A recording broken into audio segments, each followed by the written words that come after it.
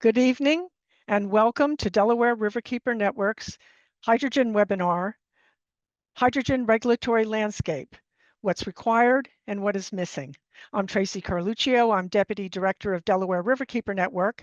Tonight, we're fortunate to have with us two environmental attorneys who are going to share what they've learned about the regulation of hydrogen gas and energy development. So right now, I'm going to turn it over to Annika Van Rossum, Advocacy and Policy Director for Delaware Riverkeeper Network. Take it away, Annika. Thank you. Thanks, Tracy. Hi, everyone. We've got a great program for you tonight. So I've put the agenda in the chat. So to introduce our speakers, we have first tonight, we will have Maggie Coulter. So Maggie is a senior attorney for the Center of Biological Diversity.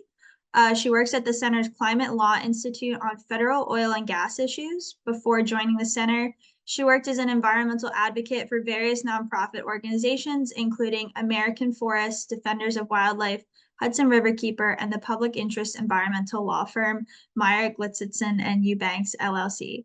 Maggie also worked as a senior fellow at the White House Council on Environmental Quality under President Obama and holds a law degree and master's degree in global environmental policy from American University, as well as a bachelor's degree in philosophy and political science from the University of California, Irvine.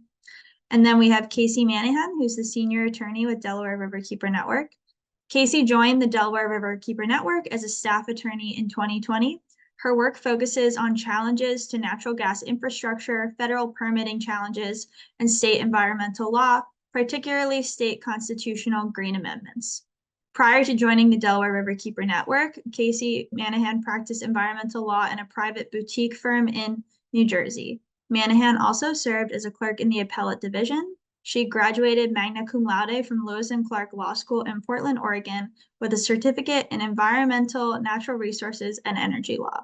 She obtained her Bachelor of Arts in Media and Communications from Ursinus College in Collegeville, Pennsylvania, and she is licensed to practice in New Jersey and Pennsylvania. So with that, I will turn it over to Maggie. Hi there. It's great to be here, and I'm going to be focusing on some of the regulatory gaps surrounding hydrogen in the United States right now. As introduced, I work mostly on federal oil and gas issues, but we've been looking at some of these so-called solutions to the climate crisis, and that's where hydrogen is coming into play. So it's sometimes helpful to start at a very basic understanding of what we're talking about when we're talking about hydrogen. So hydrogen is the simplest element and the most abundant in the universe, and on Earth it occurs naturally with other elements in liquids, gases, and solids, like H2O, water. It also accompanies fossil fuels, hydrocarbons like natural gas, oil, and coal, and biomass like agricultural residues and forest residues. So hydrogen is an energy carrier that must be produced from another substance. So it's the highest energy content of any common fuel by weight, but hydrogen's really light. So when you think about hydrogen, it's the lowest energy content by volume. When you think about hydrogen production, it's really important to note that it's net energy negative. It takes more energy to produce hydrogen than you get from using the hydrogen itself. And so it's often marketed as green fuel or green technology because hydrogen reacts with oxygen in a fuel cell, creating electricity, and the only byproduct there would be water. However, when we're talking about hydrogen combustion, you have a lot of dangerous side products like air pollutants like NOx, which can be at times even 6 times higher than the amount of NOx produced when you're combusting something like methane, aka natural gas, aka fossil gas. So we consider hydrogen a false solution to the climate crisis. It harms the climate, it hurts communities, and extends the fossil fuel era by delaying the transition to things we know already work, electrification with renewables. The next slide, please. So currently, hydrogen is being used in crude oil refining, steel manufacturing, producing fertilizer and other chemicals, processing foods, fuel cells, and rocket fuel. And as we'll hear a little bit later, there's a huge amount of money being put to creating a new economy for hydrogen use. Right now, it's not very wide use. Next slide, please. And so some of these proposed uses of hydrogen would be expanding electric vehicles and fuel cells, residential and industrial heating, power generation, energy storage, storage, and some of these so-called hard to decarbonize sectors like aviation and maritime shipping. So next slide, please. So when you think about how hydrogen is produced, the vast majority, more than 99% of hydrogen, is created through a process called C-methane reforming. So this is taking a fossil fuel input, which is pretty leaky. It's moving it through a pipeline, putting a lot of energy and a lot of water into a process that creates some pollution, like the NOx pollution. Sometimes they're saying, for example, with blue hydrogen, they're trying to capture some of the CO2 emissions with CCS, and then creating this hydrogen product that then needs to get transported someplace. So it needs to be compressed. And oftentimes when it's transported, the best way to transport hydrogen is using it with ammonia. So there's all kinds of additional byproducts there. Next slide, please. So when you think about hydrogen itself, it's a tiny molecule, it's incredibly leaky, and it is in itself an indirect greenhouse gas. It has 100 times the warming power of carbon dioxide over a 10-year period, and 33 times the warming power of carbon dioxide over a 20-year period. It's also really harmful to our health. So fossil hydrogen production emits health-harming pollution like NOx emissions. It requires a lot of water, much more than solar or wind would use.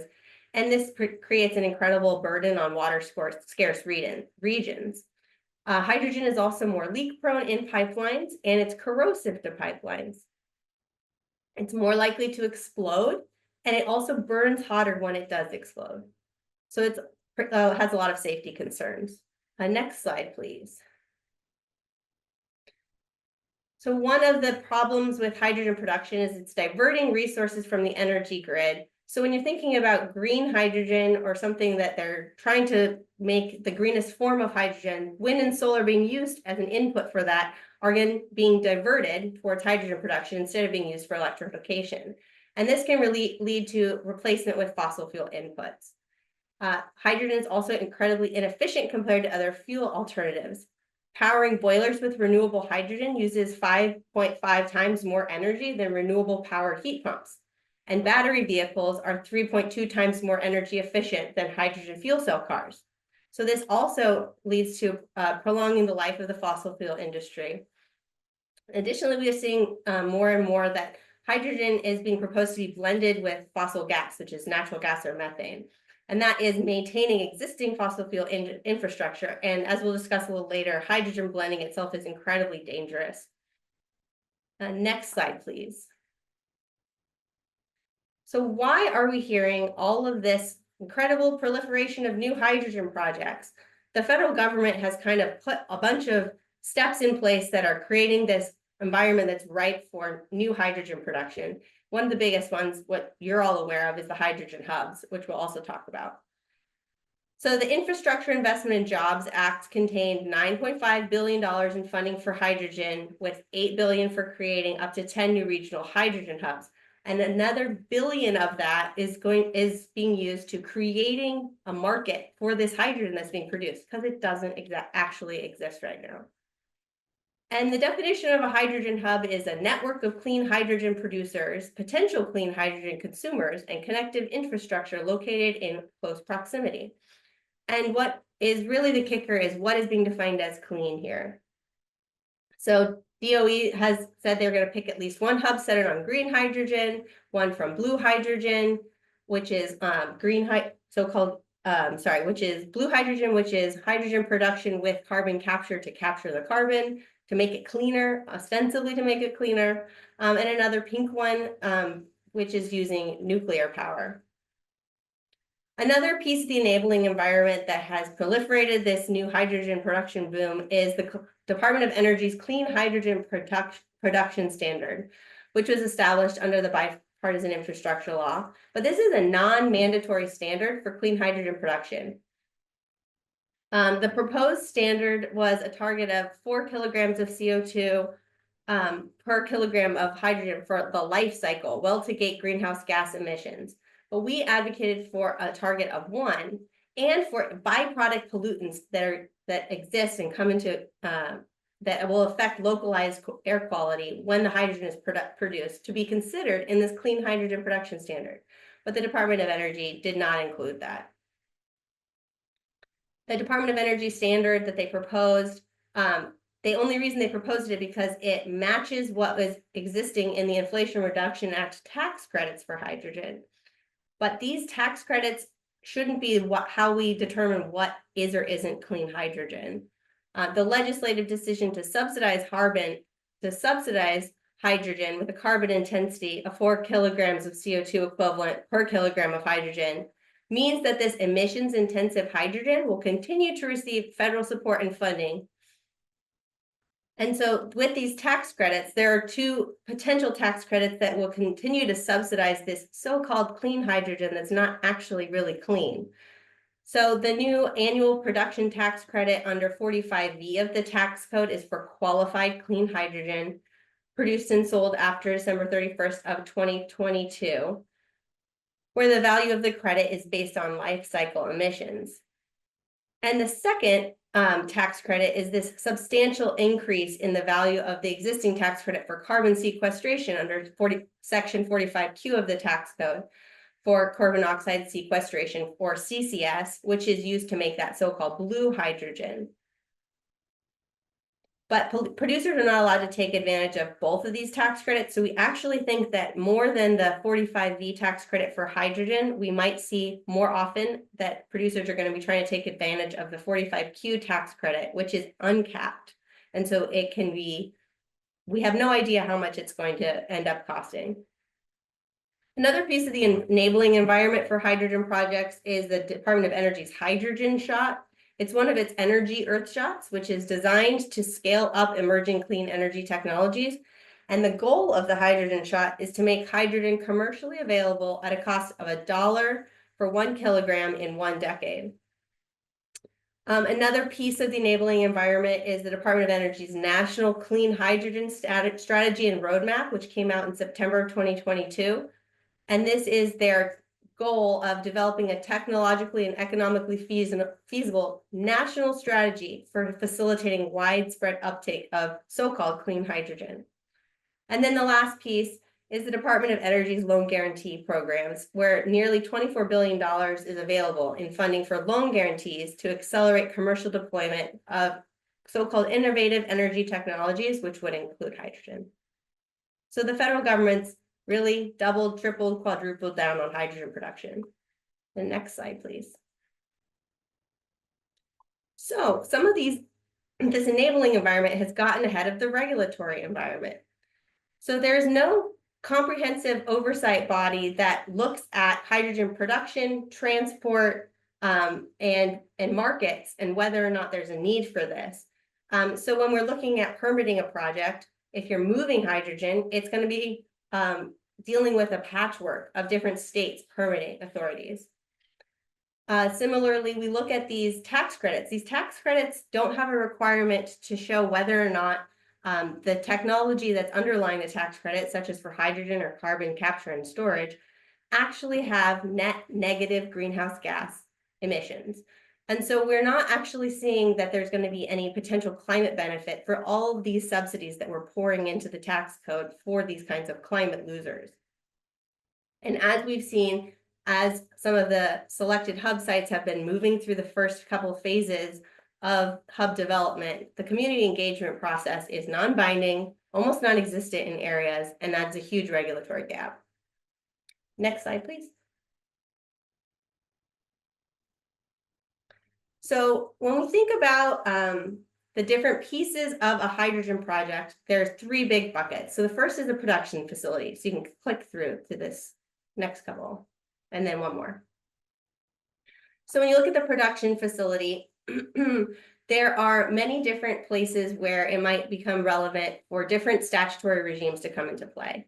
So at the production facility, you have local zoning ordinances that could be employed to change where the facility is going to be sited.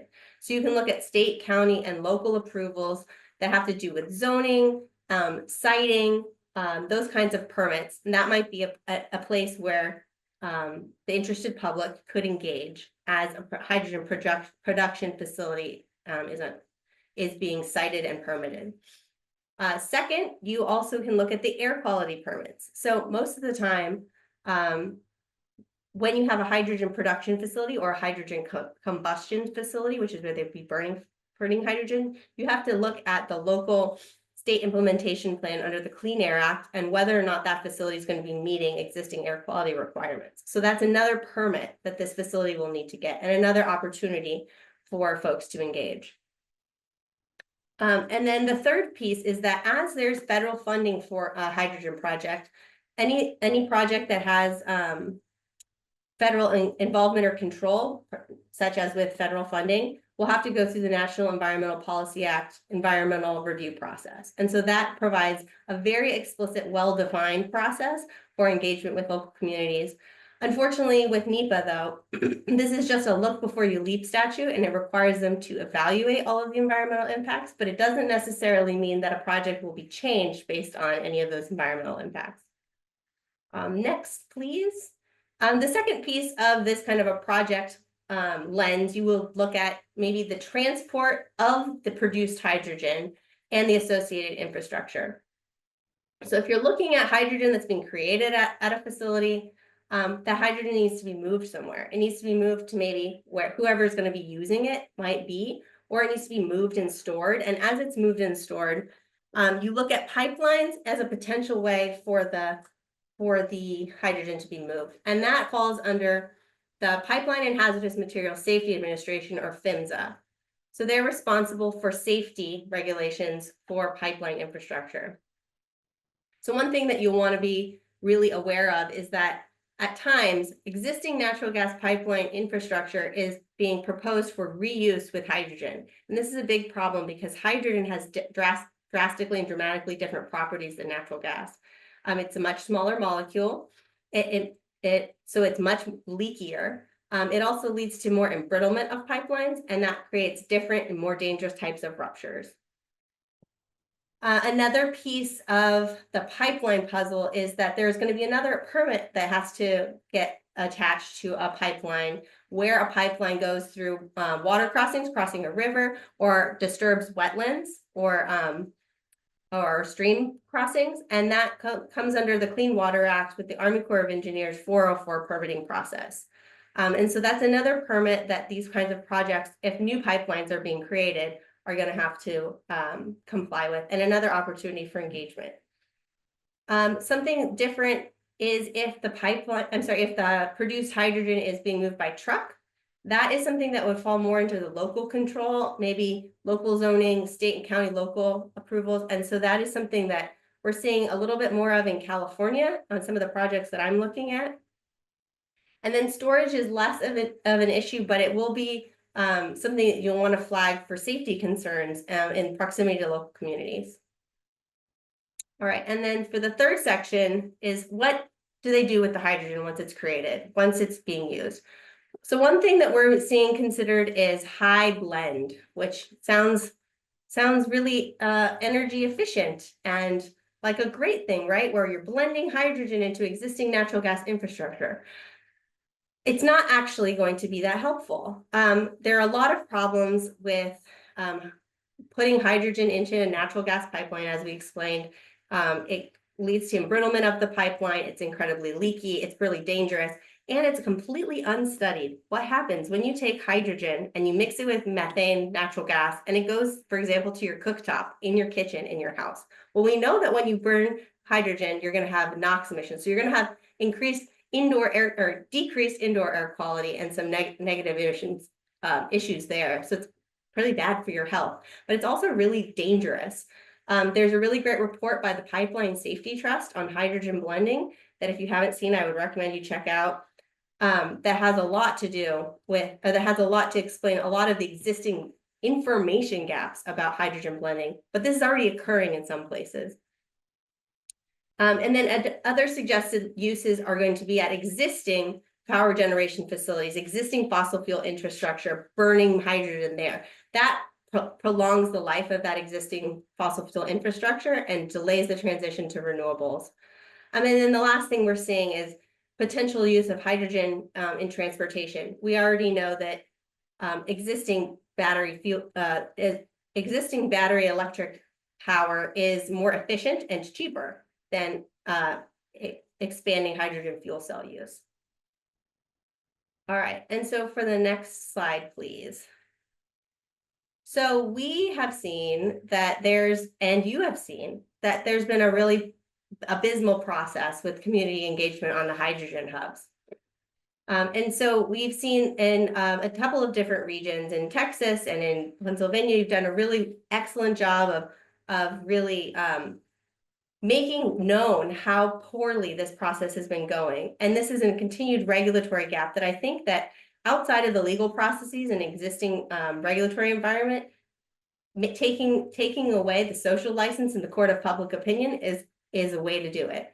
So if you click through to the next piece of this slide, the White House Environmental Justice Advisory Council has created recommendations about the types of projects that should not be placed in environmental justice communities and in already environmentally disadvantaged communities and already environmentally degraded communities. And the next slide, wouldn't you know it, that the White House Environmental Justice Advisory Council recommends that hydrogen production not be considered a clean substitute for fossil gas and is not the kind of project that would benefit these environmental justice communities, despite that the White House has considered many of the hydrogen hubs to be exemplars of the kinds of Justice 40 initiative projects that they are proposing.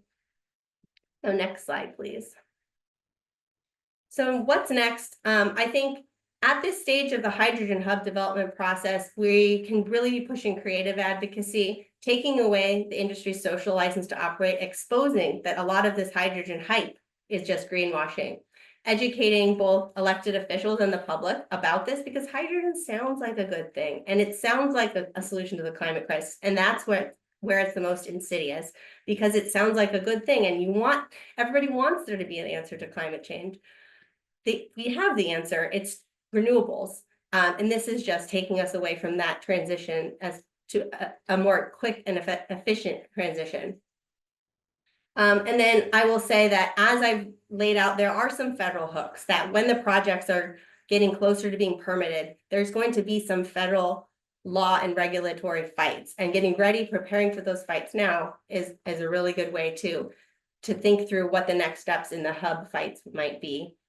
And I will say, in part of my advocacy, working with Center for Biological Diversity, we're looking at some of these hydrogen production facilities in California. And I have up here just a press release for one of the facilities that we're challenging, which is a hydrogen production facility in Stockton, California, that would be based entirely with fossil gas. So it's really dirty hydrogen.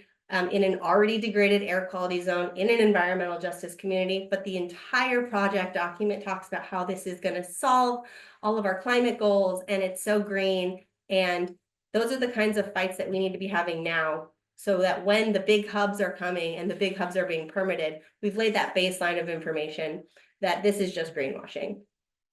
I think that's the end of my presentation.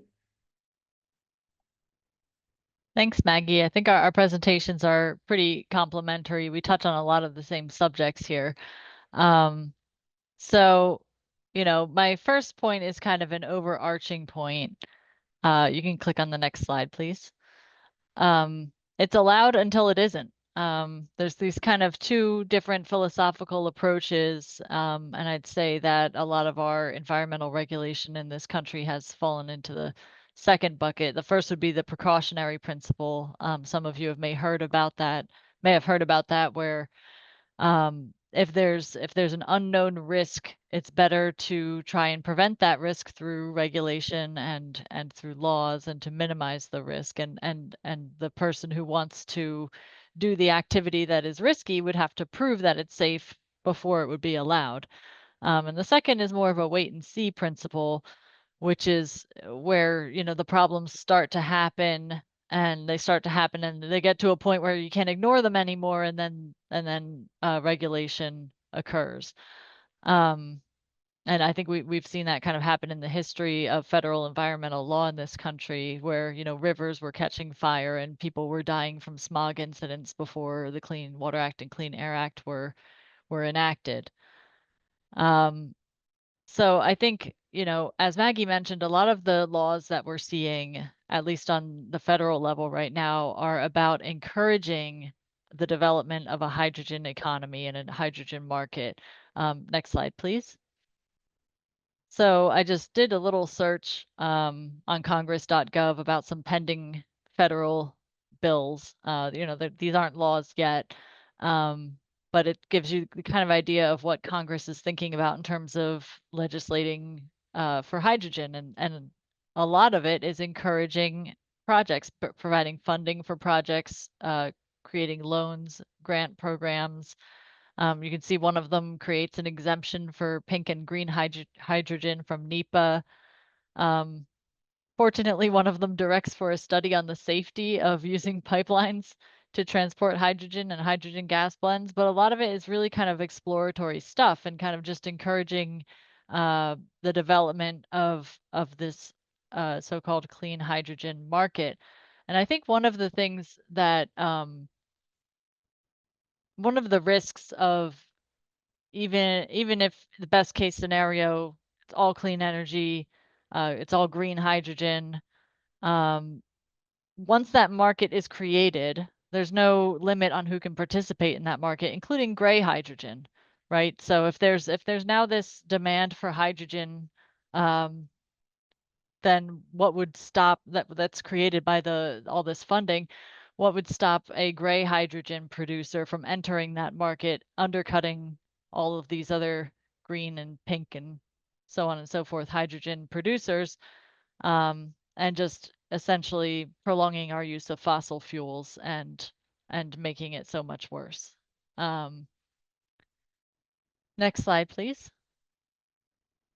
So we mentioned hydrogen hubs, which I think is getting a lot of the attention, and rightly so. It's 8 billion taxpayer dollars that's being funneled into these hubs. And here in the Delaware watershed, we have the MACH2 Hydrogen Hub, which is really very Delaware watershed focused. It cuts across New Jersey, Pennsylvania, and the state of Delaware. And here I have listed just some examples of what is going to occur in the hydrogen hub, or what's proposed to happen in the hydrogen hub. We have the green hydrogen, pink hydrogen. I've even seen mention of some gray hydrogen and blue hydrogen. Orange hydrogen is biomethane from wastewater, so that's kind of a unique one. So those are all the different types of production that might occur in this area. Hydrogen storage, which would involve either retrofitting oil pipelines, which like pre-existing pipelines that are already in the ground. It could include above ground pressurized tanks. Lots of folks who live in the more urbanized areas of the watershed have probably seen these sorts of tanks in Philadelphia, the big round white tanks.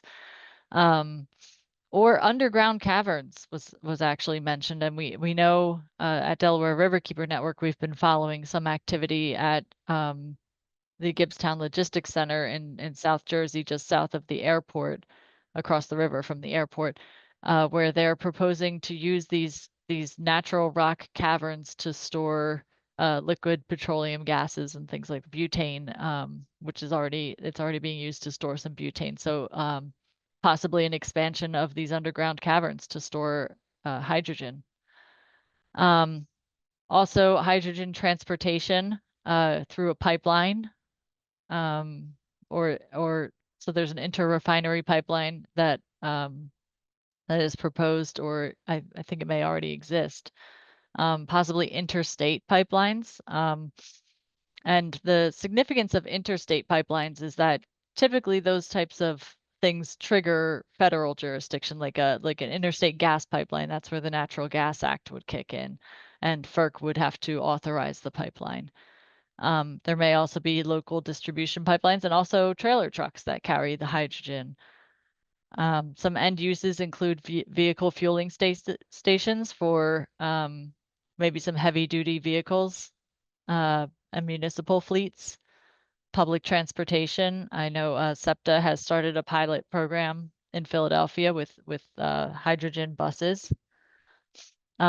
Industrial heaters and boilers, possibly power generation using combustion or turbine, producing aviation fuel, and also for use maybe to heat or power some warehouse complexes or light industrial complexes.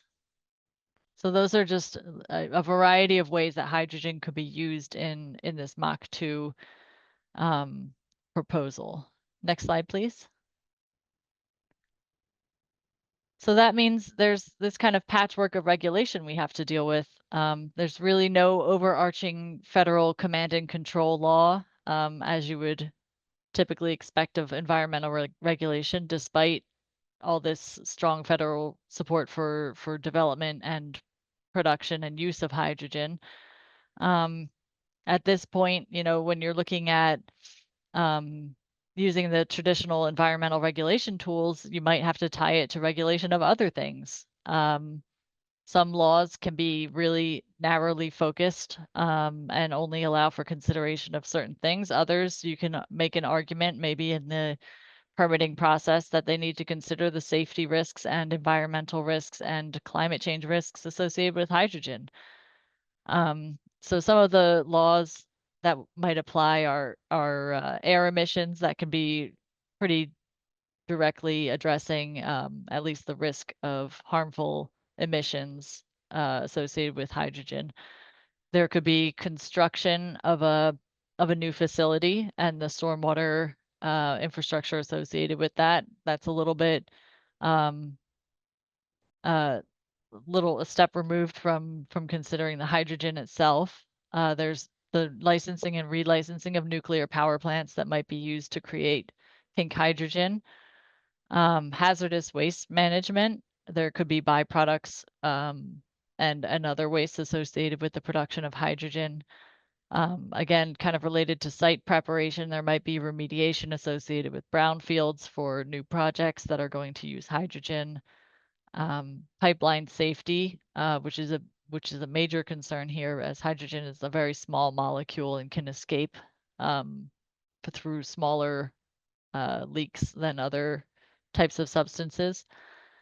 And water use and water discharge, right? There may need to be large amounts of water withdrawals for the production of hydrogen, and there may need to be some discharge of water as a byproduct.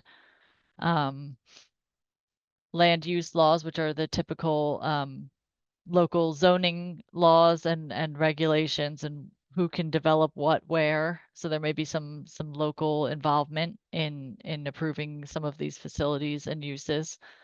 And environmental justice laws.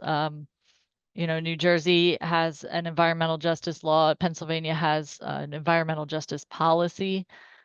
In the case of the hydrogen hubs, there's a lot of talk about both Justice 40 and community benefit agreements. And community benefit agreements are typically agreements between private companies and community groups. It's almost similar to a settlement agreement where, in exchange for some benefits to the community, the company proposing a project gets the community's buy-in, and the community no longer opposes the project. And then the Justice 40 initiative, as Maggie mentioned, is a goal of this administration to spend 40% of this type of funding, the climate funding, in disadvantaged communities, and that can turn out to mean, like, you know, you might get this hydrogen project in your community, even though as the White House Environmental Justice Advisory Council said, it shouldn't be considered like a benefit that helps these communities. And finally, there could be some Endangered Species Act protections involved, depending on the project, if it affects critical habitat of a species. Next slide, please. So what about NEPA? I think a lot of folks who are familiar with public participation and environmental regulation are familiar with NEPA. It's our federal law that requires federal agencies to consider the direct and indirect and cumulative effects, environmental effects of their major actions. And a lot of times it can be using NEPA and participating in the NEPA process can generate a lot of really good information to evaluate environmental risks, but it's questionable the degree to which it can influence decision making. So, for example, we have some laws and legal arguments that can minimize or strengthen the use of NEPA in decision making. So there's the major questions doctrine, which is kind of a new doctrine that the Supreme Court recently made up. That says agencies can't act on matters of significant political or economic importance without clear congressional authorization. So if there's some environmental risk that Congress didn't clearly direct the agency to consider, someone might argue that the agency isn't allowed to consider it without Congress acting first. There's a case called Public Citizen, which is kind of a similar a similar rule that says if the agency doesn't directly regulate the cause of an environmental effect, it can't consider that environmental effect in its NEPA analysis, which Public Citizen is about to be potentially amplified in this case that's cited here that's on review in the Supreme Court right now. But fortunately, sometimes NEPA does inform the ultimate decision, as was seen recently in the DC Circuit in a case that I was involved in, where the DC Circuit said that FERC's failure to consider information about adverse impacts in its NEPA analysis was arbitrary and capricious, because they should have considered that information in its ultimate decision under the Natural Gas Act. So in terms of NEPA's role in the hydrogen context, NEPA does attach to the funding of hydrogen hubs and other projects. So I think we've heard a variety of answers about how NEPA is going to work in the hydrogen hub context. It may depend on each hub or who we're speaking to. I've heard that NEPA will not begin until phase 2, because phase 2 is when there may actually be a physical effect on the environment, whereas phase 1 is just all a paper exercise. I've also heard that there may be some limited involvement in phase 1. So it's really unclear, I think, and it may vary from hub to hub, when NEPA is going to kick in, and exactly how comprehensive that NEPA process is going to be. Is it going to consider all of the projects that are being proposed? Is it going to be piece by piece as pieces of funding are doled out? So it's not really clear at this point. And next slide, please. And finally, I would be remiss if I did not mention green amendments. Green amendments are relevant to the MACH2 Hydrogen Hub because of Pennsylvania. But they are constitutional provisions, and there are green amendments in Pennsylvania, New York, and Montana that recognize rights to a healthy environment. And in Pennsylvania, they also have a clause that establishes a public trust, and state entities are all trustees of the environmental trust, which contains all the public natural resources of Pennsylvania. So this, applies to every state agency, every municipality, it applies to the legislature as a whole, it applies to courts, it applies to the governor, and it means that all of these entities must act as a trustee. They cannot infringe on environmental rights. They have to consider environmental effects of their actions prior to any decision making. And it could be used to drive the state to regulate, push the state, like, hey, this is a new this is a new area, this hydrogen production, use, transportation. You need to act now and regulate before it harms our environmental rights or the public natural resources. It could, on a project by project basis, require the state to consider the risks, the environmental risks, and harms. And just generally, it's kind of this overarching framework that drives the state's decision making with regard to the environment and the public natural resources, and can be very helpful in situations where risks are emerging and you don't have a strong regulatory structure in place. So last slide is just a thank you, and back to Tracy. Thank you, Kacy. So I'm going to give a brief rundown and update on the Mid-Atlantic Hydrogen Hub, which is MACH2. I won't repeat what has already been said, but just overall, it's about 12 companies that they expect to be involved to build approximately 20 hydrogen projects. And that would be all within the MACH2 footprint.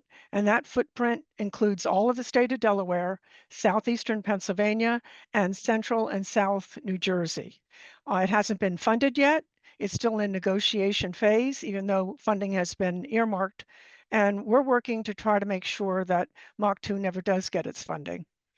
To give some context before I run through these points here, we're a very densely populated region here in the Delaware River watershed, and we've carried environmental burdens of the oil and gas and chemical development for over 100 years.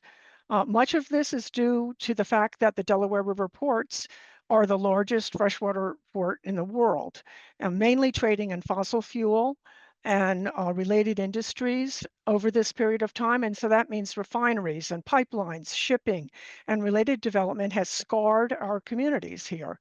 Now MACH2 is entering the scene, boasting that they're going to reuse the same infrastructure, layering new burdens on the very same environmental justice communities that are already bearing too much. So many of the same companies that are expected to build this new industry on top of us are actually responsible for the damage that persists here.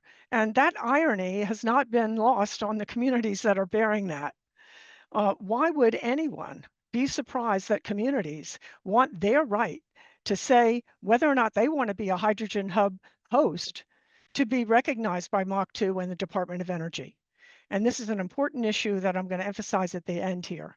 But just to look quickly, Kacy covered some of this, but just to point out, we have production, transport, storage, and end uses associated with the development of this hydrogen hub.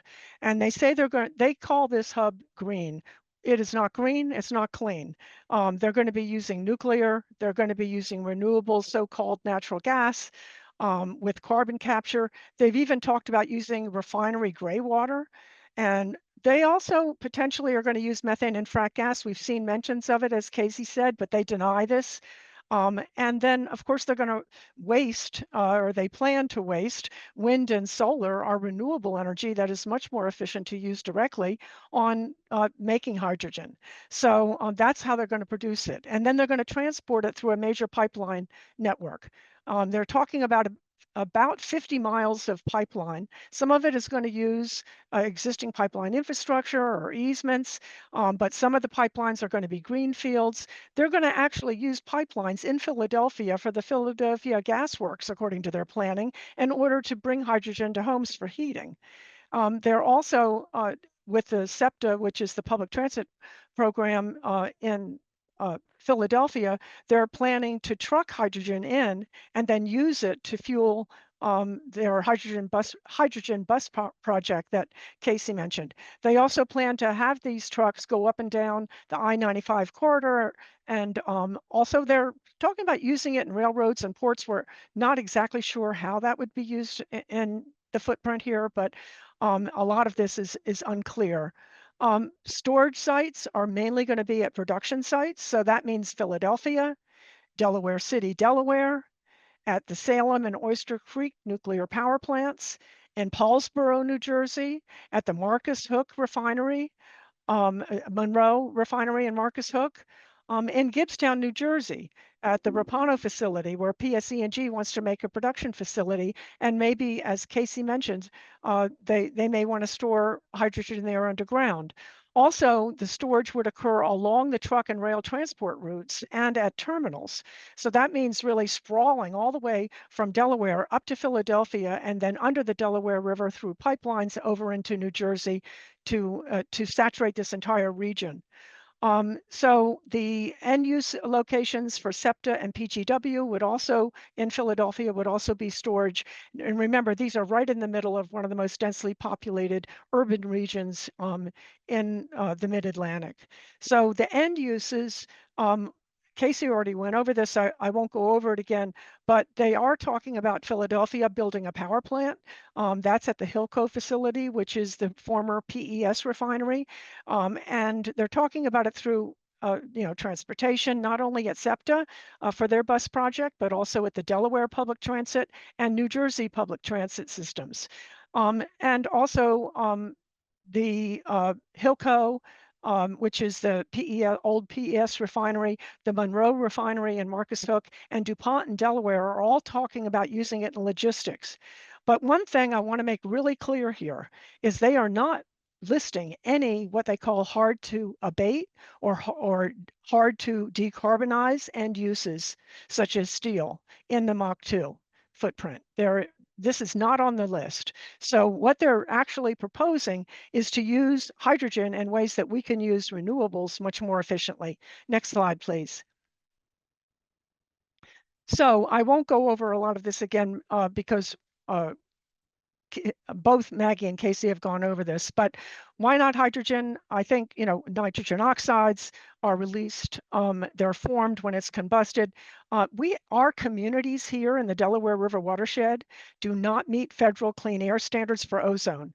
And NOx not only is a devastating human health danger and harms human health in many ways in our communities today, and we see that carried out in the health of our people that live here, but it also is a precursor to smog and ozone and is one of the reasons that we don't meet those federal clean air standards. We can't take one more drop of NOx in the Delaware River watershed. PFAS is also released through fuel cell and electrolyzer applications. Greenhouse gases, as Maggie said, it's a false solution because it's an indirect greenhouse gas. There are unavoidable greenhouse gas consequences from hydrogen, no matter how you make it, whether it's green, pink, or whatever color you want to call it. Hydrogen is hydrogen, and it's going to increase greenhouse gases in the atmosphere. Besides all the other things that Maggie already mentioned, I want to emphasize one thing, and that is what community benefits plan are they actually talking about? We have found through our discussions with the Office of Clean Energy Demonstrations that no community is expected to have the right. No community, according to them, will have the right to say, no, I don't want to host a hydrogen project. This is absolutely unacceptable. We want to define our own future. We don't want companies coming in who want to build hydrogen projects to tell us what our future is going to be. So that for us is a line in the sand and makes MACH2 absolutely unacceptable. They're not going to change this. We were told that this is like any other energy project. You can't say no. Well, we're saying no. But also in terms of the community engagement process, it's just like the information process. It has been not transparent. Everything's been done behind closed doors. And these panels or committees or boards that would be set up, what they call them community benefit boards, apparently will be set up according to the documents from the Office of Clean Energy Demonstrations, and that's the arm of the Department of Energy that's carrying out these hydrogen hubs. According to them, these boards will be set up by the companies that are going to be building these individual projects. So, like I said, these are the companies that we already know, and many of our organizations and communities are fighting them now and have for, decades fought them. So these companies are going to be coming in and setting these boards up, and picking the people who will be on these boards, and other hydrogen hubs has actually had to have these boards sign non-disclosure agreements, which means that you cannot even go back to your own membership and tell them what you're finding out behind closed doors. Certainly you can't go out to the general public. So how can the general public figure out how a hydrogen project is going to affect them if all of this is kept secret? And on top of all of that, when this analysis is done, the Office of Clean Energy Demonstrations has been saying, oh, we're going to be making sure that there's robust participation from the public, and we're going to be checking in, and there's all these great words like diversity and their guidance. But when it comes right down to it, they're going to be talking about us behind our backs, because we've been told that these reports that are going to be made by the individual projects like MACH2 Hub projects to the Office of Clean Energy Demonstrations that will decide whether or not they're going to get their next round of money are going to be kept secret. They are not going to be disclosed to the public. So that is, again, keeping everything behind the curtain, and the public, how can the public have any trust in that? So we believe this entire process is wrong. And what we're doing through our MACH2 exchange organizations, we have a coalition, we're fighting MACH2, is that we're exposing this lack of transparency. We're meeting with all of our elected officials, and we're meeting with agencies, and we're explaining what's going on. We consider this to be a travesty and also a scandal, because this has nothing to do with climate change. This is not going to fight climate change. It's actually going to make it worse. And it's going to be nothing to do with engaging communities and defining their own future. It's actually going to be the opposite. So at this time, I'd like to just pass it back over to Annika, because we're going to open it up to questions and answers. And at the very end, we're going to have some actions that you can take, ways that you can get involved, petitions you can sign, and we'll spend a couple minutes on that at the very end. So thank you all very much. Annika? So the first question we have that I thought was interesting is, so someone and their colleagues read an article, and it warns of the dangers of fugitive hydrogen and its interaction in the atmosphere with methane, extending its lifetime in the atmosphere, also ground level ozone and stratospheric water vapor. Elected officials we've met with were not aware of this concern. To your understanding, is this a legitimate concern? And if so, is anything being done to deal with it? Kind of open that up to everybody, because that's an intense question. Well, I'll just say off the bat, yes, that's a legitimate concern. And that's one of the things that is problematic with hydrogen, is that when you're looking at the entire life cycle of the process, some of these fugitive emissions and the greenhouse gas warming forcing component of the fugitive emissions are not being taken into account at all. So outside of the hydrogen hub context, when you're looking at the so-called clean hydrogen production standard, that's not included at all. It's kind of like, it's only clean if you only look at this much of it. But if you look at the whole process, you see that there's all kinds of problems, and that is definitely one of them. Yeah, I think another important point underlined by this question is the elected officials not being aware. And I think that's one of the biggest dangers of greenwashing, is that elected officials kind of take it at face value and think acting to, if I vote in favor of this, I'm going to act to help climate change. So I think this kind of vigilance and education of our elected officials is really important. Yeah, I would just add that our MACH2 exchange groups are meeting with every federal elected official within the MACH2 footprint to expose this. So this question, I've been seeing a lot of convo in the chat, and then there's a couple questions. So I'm going to kind of lump it into a singular question, but I think a lot of people are wondering, given this whole presentation on regulations, but the lack of regulations, how is it that we're having an administration and a government that is pushing this so hard, this fuel, this source, whatever, so hard, and and we seem to have no idea of how it's going to be regulated, how safe it actually is. And why do we see that happening? We'll take a crack. I think when you look at federal legislative action on climate, the biggest thing that's happened came through the bipartisan infrastructure law.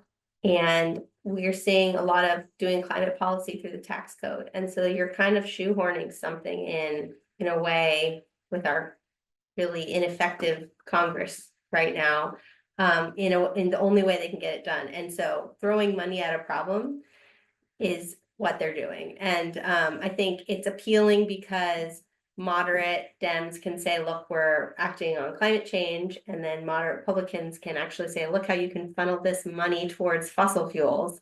And so it has an appeal that way. And then the regulatory environment was never made to deal with something like this and is made to move slowly and has not caught up. That's my personal armchair philosophizing on it. Yeah, I agree. I mean, I do have that kind of cynical view that, well, if it made it through Congress, it must be okay with the fossil fuel companies. I think providing this money to develop technologies that the fossil fuel companies can then continue to benefit off of is probably a major reason. And I do agree that this, as I mentioned, that wait and see principle, I mean, there's reasons for it. There's a lot of effort that goes into regulations. And so if you wait for the problems to present themselves rather than trying to predict the problems, and you wait for the pressure and for the momentum to get behind regulation, I think it's a lighter lift than to start from square one and try and build a kind of framework of safety and environmental protection before a risk emerges. I would just add two words, Joe Manchin. I think he was very involved in brokering the IRA in order to be able to get money to the fossil fuel industry. Do you want, Tracy, I can ask, I think there's one more other question if you want, since I know we're getting to the end, unless you want to do the wrap up now. No, let's just take one more minute if you have one more, and then we'll close out. So this question is, how is it possible that any of these hubs would pass a Department of Energy environmental analysis or economic analysis? The use of water alone is enough to prevent false solutions like this. Well, Maggie or Kacy, if you want to give a quick answer to that one. It's kind Yeah, of a broad question. I would say, like Kacy said, just because you're doing an environmental analysis that's required by statute doesn't mean they're going to change what they do. It just tells them they have to evaluate it. Doesn't mean they have to change based on the effect or the impact. Anything else to add, anybody? Okay, well, let's just go to our last slide. Excuse me, because it's 7:30. We want to honor everybody's time and make sure we don't go far beyond 7:30. And we do want to say that there are a lot of things you can do right now in terms of the MACH2 hub, and also all hydrogen hubs. We do have a petition, and these have been put into the chat, but we're also sending out an email after the recording is uploaded, and we'll send that in an email to everybody with these links. And this petition to halt all hydrogen hubs is available. Also, we have a petition to halt the SEPTA hydrogen bus project, which is just what Maggie was talking about. You got to focus on these bad hydrogen projects when they pop up, when they do, because they're going to get their foot in the door. And we see that's what's happening with the SEPTA hydrogen project. They're moving ahead of MACH2 and eventually are supposed to be part of MACH2. And yet there was absolutely no public process. They just pushed it ahead, and they're going ahead with this outrageous one-year pilot program with these buses run on hydrogen. Extremely dangerous, reckless project. Action Network is the platform that we use for our MACH2 exchange, and there's a way you can sign up by just clicking on that. Annika put it in the chat, but again, we'll send it out again. Please get involved. We'd love to have you involved. If you have an organization that you would like to join our regular calls, you're welcome to do that. And finally, we have a web page on the Delaware Riverkeeper Network website. We try to keep that as full as we can with information as we find it. We're basically, all of our organizations that are working together on this are clawing information out of the Office of Clean Energy Demonstrations and MACH2 and these various state agencies in order to try to figure out what's going on. And we share that. We have all of our FOIA records that we've received. by the way, they took almost a year to get anything, but we have them up on our website. Yes, they're hundreds of pages, but they're enlightening, and you can figure out some of what's going on by looking at the maps that we have up there and other information that we've managed to garner and post. So thank you very much for joining us here tonight. We really appreciate Kacy Manahan, Maggie Coulter, for joining us and sharing what they've learned about the regulation or lack thereof of hydrogen gas and hydrogen energy projects. Thank you, Annika, and thank you, Peter Tran, for Delaware Riverkeeper Network, who's our IT guru that ran everything tonight. Mostly, thank you, everybody, for joining us. We appreciate you participating here tonight. And stay tuned. We'll have another hydrogen webinar next month. Thank you. Good night.